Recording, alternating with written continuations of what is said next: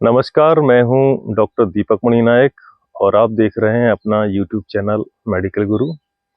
और आज के इस वीडियो में मैं चर्चा करूंगा एक ऐसी बीमारी की जिसका आज तक संसार में कोई इलाज नहीं है। जी हाँ, मैं बात करूंगा आज रेबीज की। रेबीज जो कि प्राइमरली कुत्ता, बिल्ली, बंदर, चमगादड़, लोमड़ी, सियार इन पशुओं में होती है। क्योंकि कुत्ता हम लोगों के आसपास ही रहने वाला प्राणी है, इसलिए कुत्तों के काटने से ये मनुष्य में आ जाती है। कुत्तों के अलावा जितने भी ये प्राणी बताए गए हैं, जीव बताए गए हैं, कैनाइंस, ये भी यदि काटते हैं तो रेबीज बीमारी हो जाती है। जब कुत्तों में ये बीमारी होती है तो उसमें क्या लक्षण होते हैं? तो चूंकि रेबीज बीमारी रेबीज के वायरस से होती है और वो वायरस सेंट्रल नर्वस सिस्टम पर अटैक करता है, यानी कि नर्वस सिस्टम को डैमेज करता है। तो जो कुत्ते की पूंछ रहती है, जो प्राइमरली ऊपर की ओर उठी रहती है, वो टेढ़ी की रहते हैं, वो डाउन हो जाती है, वो नीचे की ओर झुकी मिलती है। और ऐसे कुत्ते जिनको रेबीज है वो लार बहाते रहते हैं और बगैर किसी कारण के ही वो लोगों को काटना शुरू कर देते हैं। लोगों को काटने की उनमें एक इच्छा बड़ी तेजी से हो जाती है, तो बगैर किसी कारण के ही वो आके लोगों को काटने लगते हैं, पागल कुत्ते। तो एक बार ये बीमारी अगर मनुष्य में हो गई तो आज तक संसार में कोई प्राणी इसका बचा नहीं है। 100% मॉर्टेलिटी है, 100% मृत्यु दर आज भी रेबीज के साथ बनी हुई है।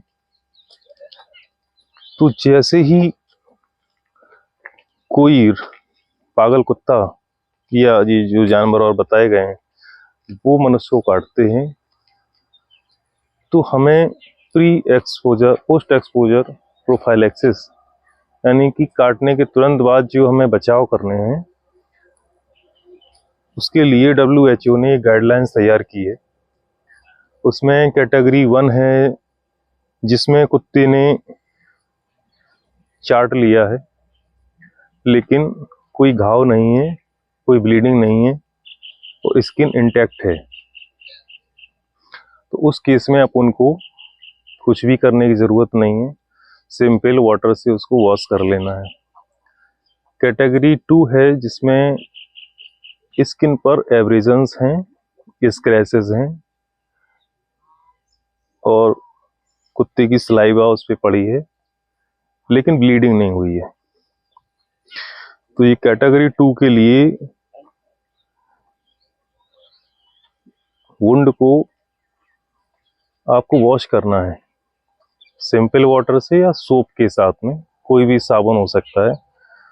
तो 15-20 मिनट तक टैप वाटर में ढेर सारे पानी से आपको उसको वॉश करना है। उस पर कोई पट्टी नहीं करनी है, केवल डिटर्जेंट से या टिंचर आयोडीन से उसको साफ करके रखना है।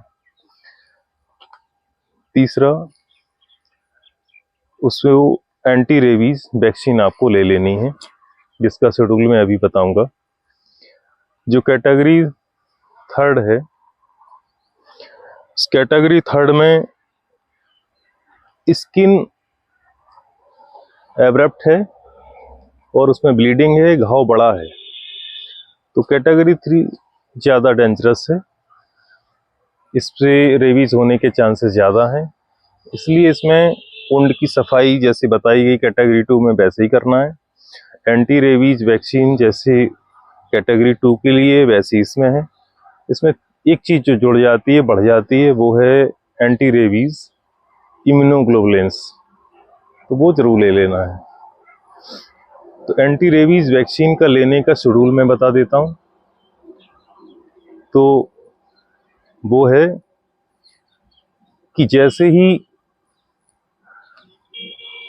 कुत्ता काटता है या कोई जंगली जानवर काटता है तो इमीडिएट आपको एंटी रेबीज वैक्सीन का पहला डोज ले लेना है। फिर तीसरे दिन, 7वें दिन, 14वें दिन, 21वें दिन और 28वें दिन इस तरीके से उसको कंप्लीट कर लेना है शेड्यूल को।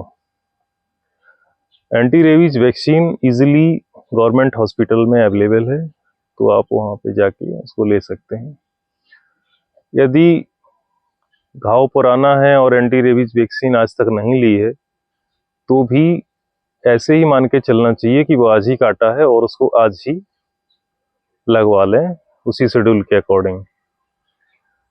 और आखिरी बात कि जो इस तरीके के कुत्ते हैं जिनको आप ऑब्जर्व कर सकते हैं, अगर उसने काटा है तो उसको 10 दिन तक ऑब्जर्व जरूर कर लेना चाहिए, क्योंकि अगर रेबीज से वो इन्फेक्टेड है तो 10 दिन के अंदर वो मर जाता है। और जिन कुत्तों को या दूसरे जंगली जानवर हैं हम उन लोग ऑब्जर्व नहीं करते हैं, ऑब्जर्व नहीं कर सकते हैं, तो उनको यही मान के चलना चाहिए कि उनको रेबीज था और उसमें कैटेगरी 3 के अकॉर्डिंग ही मैनेजमेंट उसका करना चाहिए, मतलब इम्यूनोग्लोबुलिन्स भी साथ में ले लेनी चाहिए। तो चूंकि रेबीज एक ऐसी बीमारी है जो लाइलाज है आज तक, इसमें सिर्फ आपका जो नॉलेज है रेबीज के बारे में वही आपका बचाव कर सकता है। इसलिए आपको भी ये ज्ञान हो और आपके साथियों को भी हो, तो ज़्यादा से ज़्यादा इस वीडियो को आप अपनों के बीच में शेयर कीजिए।